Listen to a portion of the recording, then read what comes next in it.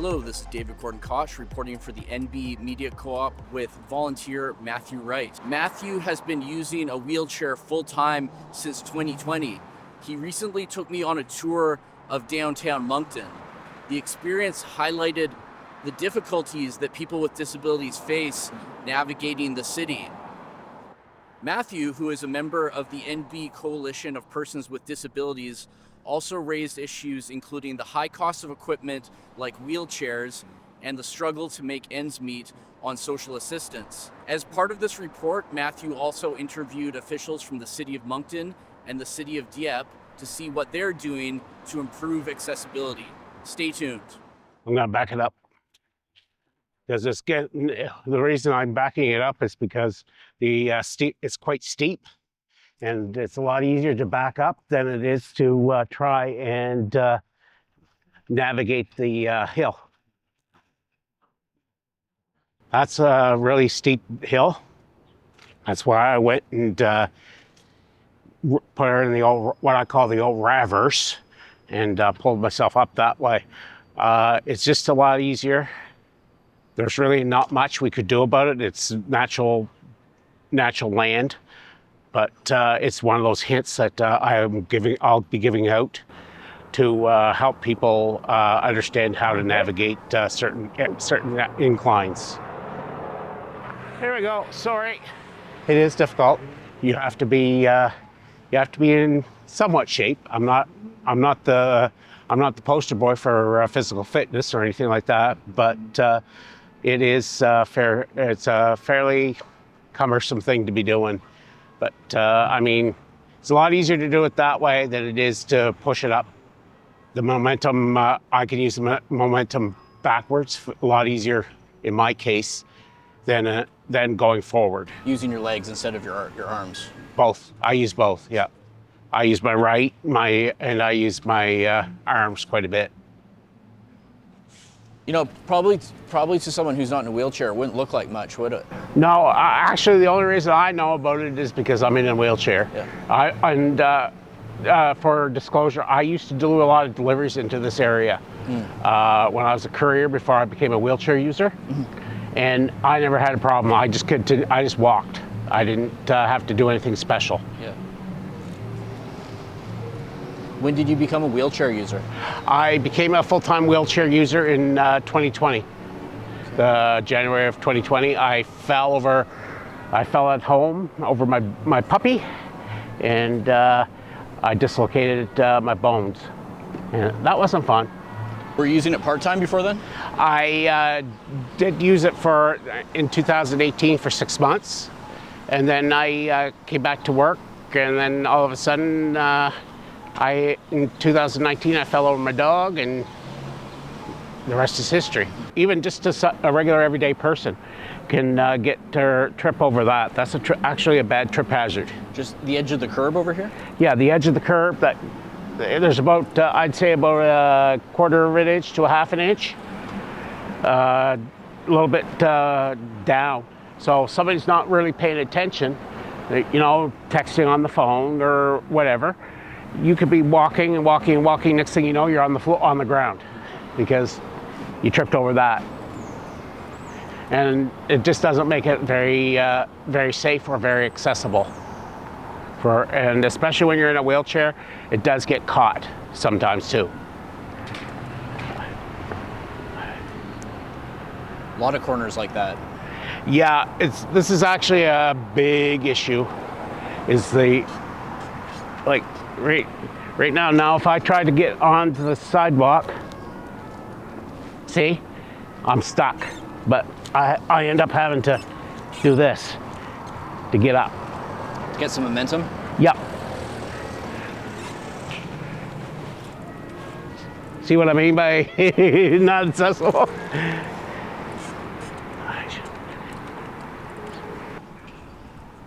How about this one? Oh God, yeah, that's interesting. Yeah.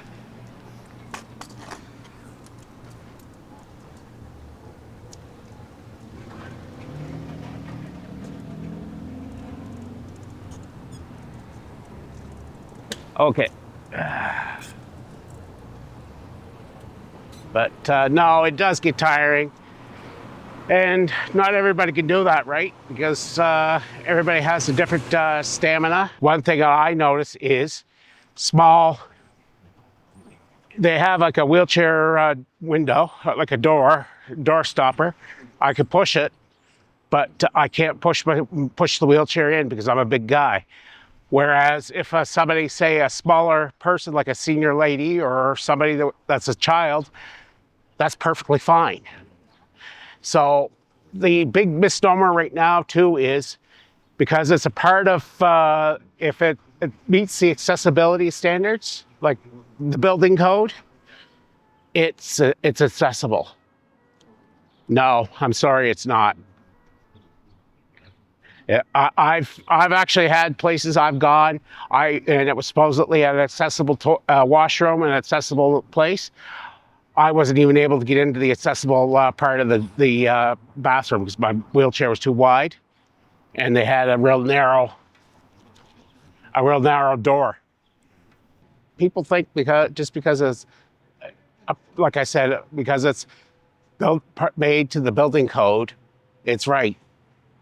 It may be right for the normal person, if we want to call a person normal, because what's actually normal nowadays, and it's just common things that make it hard to get around in here in downtown Moncton, as well as other parts of the province. I think one of the things that I'd like to talk about here too is when we have a saying at the coalitions that I belong to for people with disabilities, nothing about us without us. People that mean well, they mean really well. I'm not going to say anything wrong, but the problem is we're excluded, and we're the kind of the experts of how to get around it with our disability. If they had more consultation with people that are the everyday users, the disability community, yes, they would actually save themselves quite a bit of money. They wouldn't have to do it twice. Imagine that. One obstacle would be people could lose their housing subsidies if they could go and they get paid consulting work. So it would have to be on a volunteer basis. And also, if you get you're on social assistance or your Canadian disability, you have to watch what you make per month. So basically, what should be done is we should actually have that exempted. Is what I'm trying to say here is when you want us to be a part of something, I would love to be a part of something, but there's a lot of penalties, and those penalties should not be there. Usually what they do, a lot of people do with these now, is they give gift cards. Those gift cards are not taxable. They aren't income. However, let's say for argument's sake, I get a $200 a day honorarium, and I'm out for 3 days. That's $600 that I would make. So basically what would happen is I would have to claim that when I'm on social assistance, you have to claim that. And if it's within the income threshold, you're fine. However, the income threshold is so low that it's hard to really quantify it. A lot of what it is here is a lot of little things that make it a harder thing. Like right here, there's like a little ramp. I call them ramps because there's a dip right there. I'm probably gonna have to go down to the other side. So basically like that kind of a dip for somebody with a low vision could actually be a potential fall hazard, because you're not looking and you're just not looking, and because you can't. And then you go down into that little hole, down you go. There's just a lot of little divots and stuff like that. Okay. Oh. So I guess this might be easier with an electric wheelchair, wouldn't it? Yes, it would be a lot easier. But what I'm trying to do is I'm trying to keep my strength up too. So that way there, I can be a little more quote unquote independent for a little bit longer, and that keep my strength up, keep somewhat my mobility up. And then that way there, I don't have to end up in the healthcare system and our lovely healthcare system. What about the cost of electric wheelchairs? Wheelchair, that's a very cost prohibitive project. It's usually, they're extremely heavy. They're very bulky. They are difficult to work around. I used to deliver them, and some of the ones I used to deliver were between $10,000 and $30,000. It has to be pretty well set to that person's abilities, and that, so that way they're not getting hurt. What about coverage for it? There's coverage, but it's very, very limited. Public coverage? Public coverage is limited. The problem is too, like, say what happens if you break a wheel? Who's going to pay for that? If you don't have the coverage, basically, lack of a better word, you're screwed.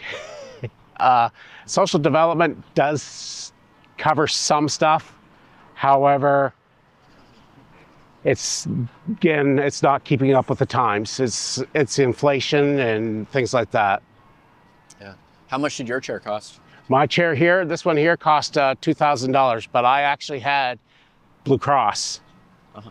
However, with my Blue Cross, you only get a chair every 5 years.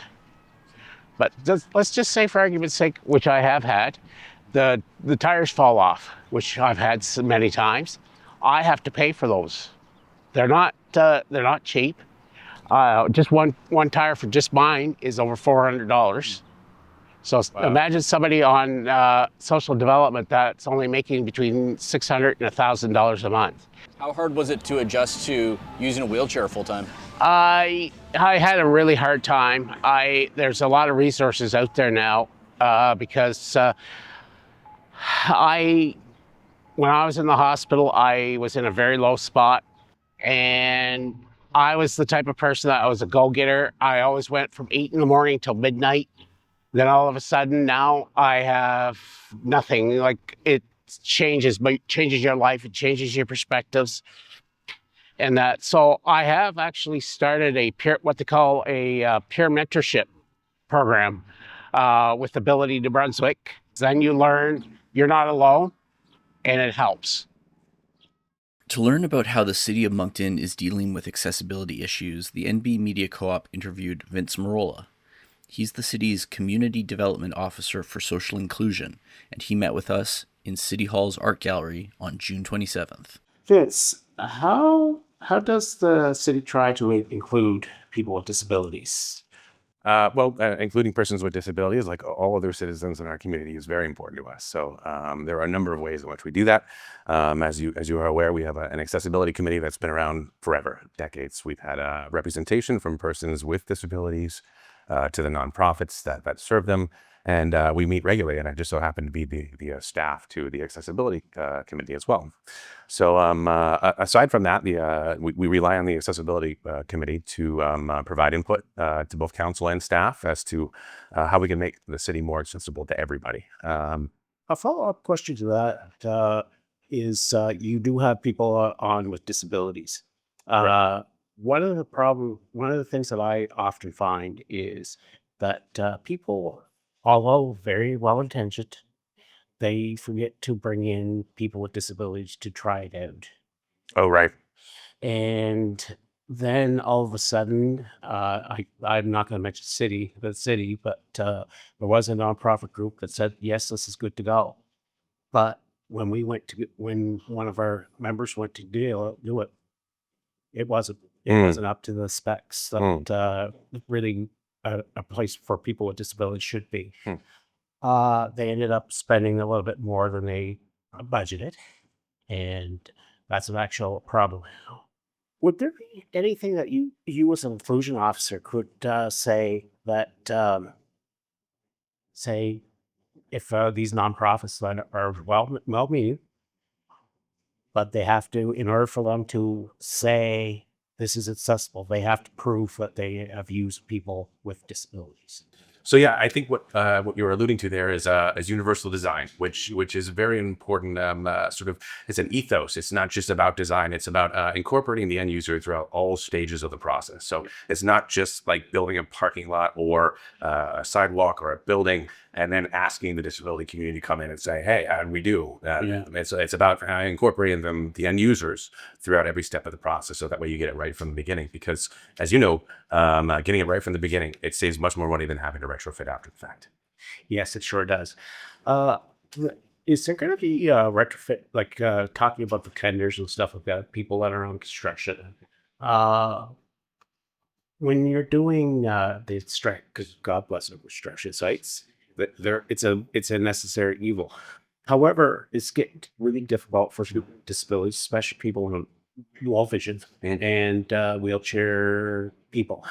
What steps are you guys taking with your construction crews to make sure that people A aren't getting hurt and B they're able to get through with a somewhat good, somewhat easy, let's say. I actually got to be honest with you. I haven't put much thought into construction sites specifically, but maybe you can tell me some of the barriers that you've had during construction. Well, I'm speaking as a member of the ADCPD. Yep. A lot of our people have electric wheelchairs.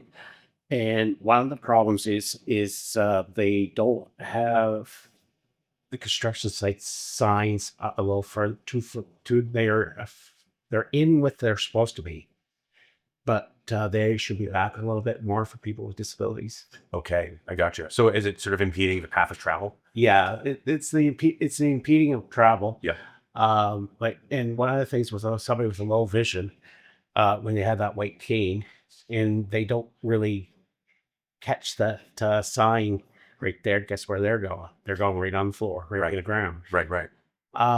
So when are you guys going to be starting a thing where I'm going to say accessibility is part of the tender, where where the construction? Oh, that's a great point. Yeah. Would actually be required with the tender to have an accessibility. I gotta be like I said, I'm not really familiar with the tenders that go up for construction, and I would maybe venture to say that might be part of it, and maybe it's not being fulfilled to what the agreement was. But if it's not, that's something that we should certainly be looking at. Yeah, I've seen some tenders for construction projects, and it seems to me, to be honest, it seems to be an afterthought.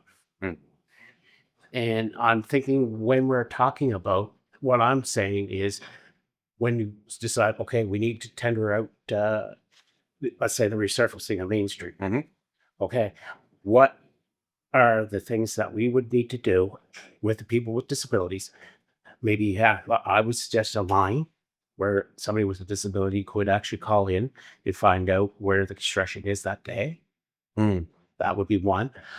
And also maybe making it so that there needs to be security at the construction site that is basically there for the accessibility people, like making sure that they're not getting hurt. Because I mean, let's face it, if somebody gets hurt, that's a major liability on both the city and both the contractor. Yeah, nobody wants that. No, they don't. But like that's one of the things that I call them safety audits.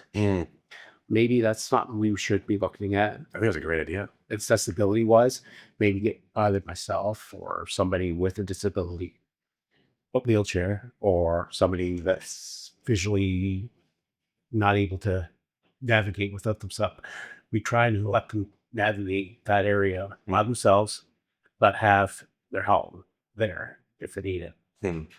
So you touched upon something that I think is important, and it's the sort of afterthought. Yeah, and there's code, and yeah, it might be written into a contract, but it's just not at the forefront of thought, right? Yep. And I think, having more conversations like this and getting some media to cover it, I think it's going to help to sort of make it not so much. That's what I want for you. And you mentioned about making a phone call. Like if anybody are impeded for the path of travel due to construction, absolutely, you can call the city's main line. And I think it's more. It's not like there's a nefarious action here. I'm sure the contractors aren't looking to create a hassle for the residents. I think it's more. It is an an afterthought. So I think we can educate people, and we can just call the city hall's main line. They'll 24/7, and they'll dispatch to make sure that that's remedied. Yeah. With that thought going forward too, what about in that? For Basically, I was thinking of it more along the lines of couriers because I used to be a courier driver here in New Brunswick. And what I would think of is I could take the app and say, okay, where is the construction today? And it gives me the a different route, so I don't end up getting impeded to get stuff done. Because I used to do a lot of tenders where people were charged $1,000 a man for if they aren't in on time. Yeah. So basically, I would be able to do that. What about making it that type of an app, but make it so that people with our careers, like myself, but people with disabilities could actually just go on an app and say, "Oh, okay, I'm gonna go that way, this there today," instead of having to tie up the lines here in I think City Hall. it's a great idea. It's certainly something that we could bring to the accessibility committee. But I'm going to make a plug. I don't know if you're familiar with the new group that just sort of formed, Moncton Civic Tech. Just to make a plug there for what they do. Essentially, it's an international movement of volunteers that all come together and try to use technology to solve societal problems. So Moncton just started up a civic tech. Just they're younger than a year old now, and you have tech people that are volunteering their time, and that's the sort of thing that I think they would sink their teeth into, and it would be useful for everybody. It's not just persons with disabilities. I would probably use that app. I think it's very. Going back to universal design. What about on the legislative side? Do you think you would support something where universal design was actually taken into consideration into the codes while they are being redone? When you're doing your code, yes, that works for you, but does it work for people? And because one of the problems I find is, yes, and it's to code. I've actually gone to places where there's accessible bathrooms. And yes, you could get into it, but where I'm very into wheelchair, I'm only a quarter inch too big. Right. I've had a lot of that, and then you try and tear it up a bit. So that's where I'm coming at from when things are an afterthought, because you're getting into these places where they are for people with disabilities. But they're cold, but they're not meeting the accessibility for people with disabilities. And I want to just add something to that too, is the grandfathering, which you could understand. People invested in a business years before there was consideration for persons with mobility devices or persons with disabilities, and you have a stepway going into a business, and of course it's they didn't design that. It was an afterthought probably back then, as oftentimes it is now. And I think that I think there has to be a sea change in that, and there should be some funding available to make businesses more accessible, so that way Speaking of funding for businesses that are become accessible, does the city of Moncton are they starting to get a guide together for businesses and for people that want to get more accessible? for accessibility. Yeah. We don't have one together now, but it's certainly something we can look at for sure. And like I mentioned, the accessibility policy that we have at City Hall, which it's related to any renovations or new builds. It's tied to city buildings, sidewalks, half for travel, half rings, and all that. With that, like I said, you have these tearaways that it's a checklist essentially that you can go through and make sure not only that it's a code, but it's also what City of Moncton statements are. So it does go above and beyond in certain areas. And that's something that's available to the community too. Yep. One of the things that we came up with at our one of the call coffee chats was there was a municipality that had porta potties. And the porta potties actually had 50-inch on them. So have you guys ever heard of anything like that? I haven't. I mean, I know that when you do rent stuff from like say Carter's or other place that has washrooms, they do offer accessible specific washrooms. But yeah, that sounds like something they probably have. Yeah, because basically, it would be anybody can get in there. Yep. But if a paramedic had to get in there and somebody wasn't well, They could bring them out in a stretcher. Hmm. It's wide enough for all that. So it's all the things, right? When you're talking like outdoor concerts and stuff like that, that's one of the problems too, is people with disabilities have an issue trying to get into concerts now. Hmm. And it just doesn't seem to be up on the forefront. What things would the city be able to do when they're talking to promoters, try and get the promoters to consider Hmm. everybody when they're talking about? Yeah, like I mentioned, I don't know what the tenders look like. I would imagine that would be incorporated, but I don't know. And if it's not, it probably should be. So that's certainly something we can look at. Yeah. Yeah, like I'm talking about the promoter doing it because I mean, let's just face it, it's a lot of money for the city taking on themselves. But I'm noticing one of the things that, God forbid, is the homelessness here in Moncton. It's that way everywhere. So, uh, a lot of the grants that are out there for people right now for accessibility and for like basically services for people not only just with disabilities, but people who aren't disabled right now, but very well could be. I'm finding that even though there hasn't been government cuts, but the funding isn't keeping up. So, what avenues are as a group advocacy inclusion committee are you guys trying to take on with the city hall, city councilors to try and address that kind of void?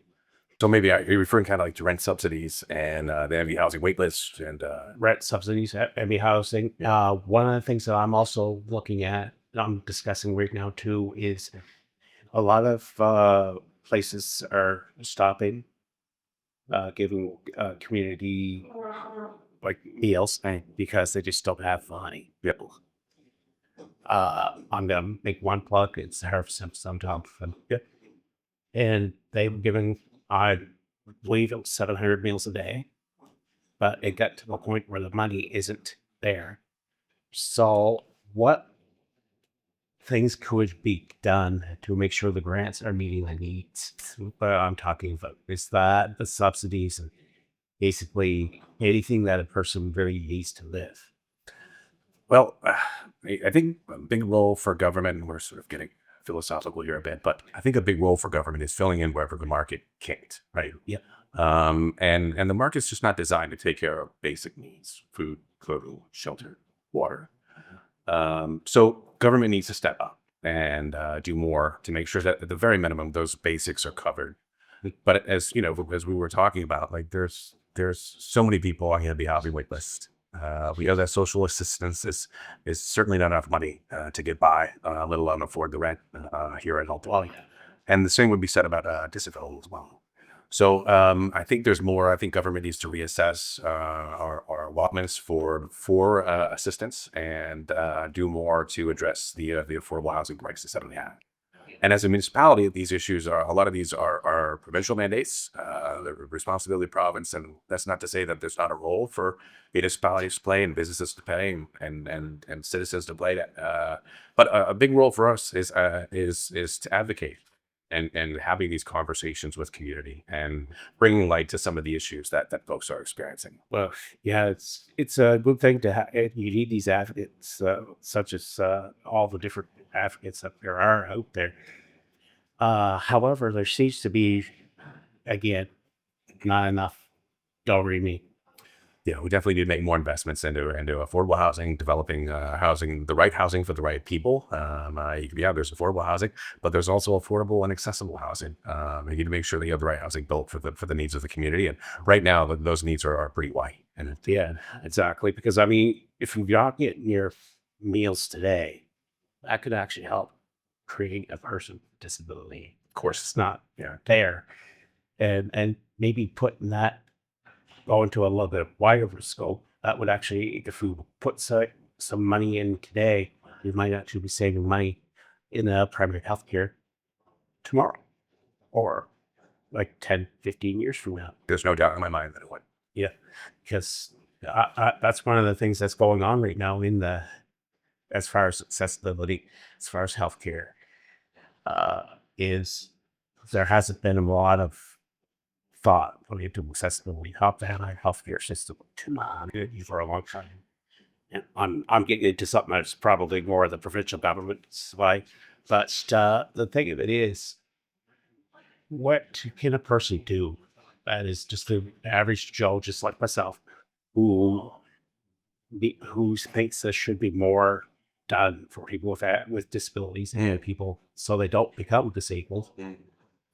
Continue to call legislators, call your ward councillors, call your member of parliament, and share these stories and have more conversations like this. I think it's very important. We have people that are making decisions for us, and oftentimes squeaky wheel, but they need to hear from their constituents, and hopefully that this conversation is right. Yes, absolutely, it will be. I'd like to ask you a question. I'd like to ask you about, you use a manual wheelchair, and you've probably been down Main Street. How is it traversing down Main Street with with those bricks and with the patios and with the new APS? We can go down each one of these. I'm just curious how you do that. My big thing is, from my standpoint, is I have a lot of upper body strength. And so I can maneuver myself a little bit better than somebody that doesn't have upper body strength. And that's one of the things that I find too, is when we're talking about people with disabilities, we're putting them in silos. And this is a big beef of everybody's, is you put them in a silo, and in order for them to be that disability, they have to have this. Not all disabilities are the same. And even one of the things that needs to be really looked at too is even people that have the same disability are affected differently. Of course, yeah. And one of the things that I noticed about the Main Street is the brick cutouts. Yeah. But not only the brick cutouts, but the where the lines are for crosswalks. Yeah. Those are an ankle all week dab, and Oh, like the curb cuts. yeah, No, it's important. We definitely need to. We made some strides for sure as a municipality. We made some accessibility upgrades, but there's a lot more to do, as you're talking about. And one of the things we are looking at potentially within the end of this year, or maybe next year, looking at different sort of sidewalk options, because I understand that you are a big guy and you do have an upper body strength there. But I imagine a person in a manual wheelchair, an older person who didn't have the upper strength that you had, or a parent strolling their kid in a stroller. I can see how difficult that could potentially be. So the city is looking at, and is contingent upon council approval, is looking at potentially doing a pilot where we will look at different sort of ground surfaces for Main Street, because I can completely sympathize with the situation. yeah. One of the things that I'm looking at is I noticed a lot of heat and how, like, Moncton we used to have a lot of problems with frost, and they still do have a lot of problems. But when you're doing the study, maybe we should be looking at what testers are the best for the situation. Because one of the things that I notice is, and I find it really fun, but they say, well, this texture works really good in California, or it works really good in Florida. It's not. And I said, and then when I go and I ask them, well, what Canadian places were actually tried with this product? Because it's probably good for California because they have 100-degree weather rate. Not a whole lot of frosties. And not a lot of frosties. I don't know. I'll mention you seem like a wonderful advocate. And as we talked about the accessibility committee here in Moncton, and along with the other committees that we have, from the planning advisory committee to the social inclusion committee, youth and mayors advisory committees, they're all open to community members in Moncton. So as a resident, I think you'd be a wonderful asset on the accessibility committee. And if you're so interested, the way to do that would be to just go on the city's website. You can search for committees, commissions, and boards. And you can submit an application there, and anybody who would be interested in serving the city of Moncton on any of these committees can do so. And we'll review it, and it'd be great to have you on board if you're interested. Or I'd actually I'd look forward to doing something like that. That'd be great. Okay, and this was Matthew Wright, and I'm from the NB Media Co-op, and I'm with Fitzgerald from the Social Inclusion Committee on Accessibility. This was a conversation taped on June the 27th, 2025. Thank you very much, and enjoy the rest of your day, please. Yep. Unlike the city of Moncton, Dieppe does not have an accessibility committee. The NB Coalition of Persons with Disabilities is calling for the city to change that. Luc Richard, the city's Deputy Chief Administrative Officer, sat down with the NB Media Co-op during an open house at Dieppe City Hall on June 12th to talk about... I don't know if you realize it, but we are the second most population with disabilities here in New Brunswick. Nova Scotia's first, but we are very, very close to them. We are 33 and a third, and they are 37. So my question to you is, what programs are you guys going to try and set up so that people can make Dieppe more accessible to people like myself who are in wheelchairs or are low vision or just eliminate low hearing? What programs are you guys going to try to get going on that? Well, we currently have a universal accessibility policy, which we put in place, I believe, probably over 10 years ago. I think it was 2014, perhaps. So we developed this universal accessibility policy for the city. So what it explains essentially is, here's for staff, for example, for the administration, Yep. Here are some of the considerations or expectations with regards to accessibility within the programs, services, infrastructure, the stuff that we should be doing. So that is kind of offers guidelines to the municipality. Now with all policies, there's always the challenge of making sure that the policies are proactive and so on and enforced, and making sure that everybody knows about the policy and ensure that what responsibility they have. So we're constantly trying to make that progress, and we're always constantly trying to also improve our policies, which include that one, right? So after a certain time, you need to review policies. So that's one thing that's in place currently with the city of Dieppe. We work diligently and on an ongoing basis with a lot of associations, like provincial associations or regional and local associations that represent various populations within the city, whether that be CNIB or Ability NB, etc. Ability New Brunswick, sorry. So we try to work with these associations as well. So either when we have the special projects, or whether it's a bigger discussion overall, like for example today with the forum we have here today, right? So we're inviting all of the community to come out and provide us with some feedback on various perspectives, whether it's the planning, whether it's public transit, for example, the services, or whether it's on a number of issues. So we work and collaborate and are certainly open to expanding our efforts with those associations so we can get feedback. I was also discussing, you talked about programs.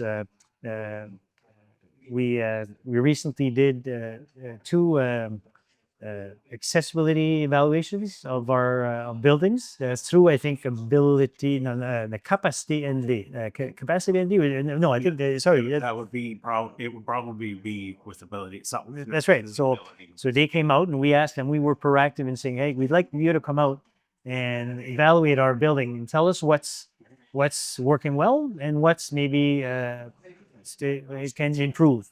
Another example of us being proactive, for example, we seeked feedback from a group that came and visited our operations center this summer, so they can better understand what we are currently doing with respect to physical accessibility or otherwise with respect to all of our snow removal, for example, and how our public works ensures that things are available. So we had some good feedback going back and forth. So we're trying to be as proactive as possible, understanding we could always perhaps. Everybody can. That's right. Improve, right? Yeah. Yeah, but like the accessibility committee, was there not an accessible committee for Dieppe? Well, the structure in Dieppe, we used to have a number of committees of council. I think over 10 years ago, one of them was an accessibility committee. Others were for seniors and etc. We had 7 topics where we had, and what we found with those committees is that there was a lot of logistical uh, challenges, the structure around those, which to us didn't make the conversation or the dialogue with the populations and the community that we needed to effective. So the challenge, and I'll give you an example, because you had 4 meetings a year that was structured with certain people, and all of a sudden you have individuals that aren't available. So then you have out of 10 people, you only have 6 showing up, right? So you don't have the voices of everybody. And then there was the logistics of just getting to that meeting, making sure that and all that stuff. It was a really challenging structure. So to us, we felt that there was probably a better way to do that. And I'll give you an example in relation to public transit. So when I used to be responsible for public transit with the city, I had 5 or 6 individuals with varying degrees well, with very different situations that were using public transit. Yep. And I knew they were using different routes in our public transit system. So what I would do in that case, being responsible for the service and the level of service, I would touch base with these individuals by email once in a while if we had some changes or stuff that was happening and we wanted to get feedback. So I'd send them an email. And within 24 hours, 48 hours, I get feedback, right? And all of a sudden, if I hadn't heard from them in a while, I would shoot them an email, say, hey, what's going on with the system? Because I knew one person was on the 93, one person was on the 94, one was using it during peak hour, and the other one was using it during weekends, right? And out of those 6 individuals, 3 of them were living with a disability, right? Yep. One was, or a couple were actually legally blind. One was in a wheelchair. So I had feedback on a very quick process. So that's one example where that structure worked for the transit system. Okay, we're able to make so. So what we're looking at doing is trying to get improved communications and dialogue with all the populations. What that looks like, I'm not quite sure. And we're certainly open to feedback. But our concern is if we go back to a committee of council with the logistics of just 3 or 4 meetings a year, we don't feel that's going to be optimizing the feedback that we're receiving, right? So we want to try and find, and the discussions I've had with media of the coalition, and we've opened that dialogue in the last month or so, is let's try to find a way to make sure that we can structure things, but not over structure to that's not accomplishing what we want. But we're open to feedback. We're seeking feedback, like today, but also email. I told them today. I said, if there's things you're seeing, shoot me an email. Right? Certain things we can address because they're under the responsibility of the city. But there's certain things that aren't under our responsibility, and we don't have a role in it. We might have an advocate role that we can play, but we don't have a role where we can actually make decisions, right? So whether that's the building codes and stuff like that, I don't think that's provincial responsibility, but we can maybe advocate for certain things, right? So that was just kind of an example to show that the structure is important to us, but what's even more important is the fact that we have an open dialogue and an opportunity for people, no matter. I got an idea for that. Yeah. Would you be up to meeting with us, like say 3, 4, 5 times a year on a coffee chat? On the what? What we call coffee chat. It's a thing for NBCPD. Mhm. Basically, what we would do is we would all meet, and you can hear from the people directly. Absolutely. Absolutely. We have it every Sunday. Yeah. Just ask Muriel for the Zoom link, and we could. That would be one of the ways you could actually talk to us. Do you have anything else you would like to add right now? I think we covered a lot. I think part of the education part is important. I think from our perspective, we have a lot to learn from what's what are some of the barriers that are out there for individuals and how we can better accommodate. And on the other side, I think we need to do a better job in communicating and educating the community of what is actually offered and what's available, right? Because a lot of times people don't understand that we're already doing a lot of stuff. Like for example, like in Dieppe, individuals don't have access to ability transit, but they do have access to an adapted transit service, which is actually in a lot of cases more convenient. It's a door-to-door service. It's almost an individualized service. So, so there are things there that we are offering that other communities might not be, or we're going above and beyond what we're actually. So I think there's an education on both sides to be done, and I think that dialogue is really important so we can get further along. How many trips do you get a month on something like that where it's subsidized by you guys? I would have to check with Jeremy who's responsible. I think sometimes it's a case-by-case basis because there's a lot of varying aspects to why a person needs it. Like in some cases, people need it for work. Other times it's more leisure. Sometimes it's more on a temporary basis, medical. And we're also working with, we have another partner there, which is the province of New Brunswick as well, which is another partner in subsidizing some of those trips. So yeah, there's tons of stuff that we're probably doing that you don't know. And there's a lot of stuff that you guys know that we don't know that we should be maybe should be looking at. Absolutely. So that's where the dialogue is important. Yeah, that's why I sort of mentioned maybe coming to our coffee chats maybe a few times a year. Sure. That way there. Well, you'll know Shelley, and it'll be my pleasure. Yeah, absolutely. Thank you very much. Hey, no problem. Thank you very much. Yeah.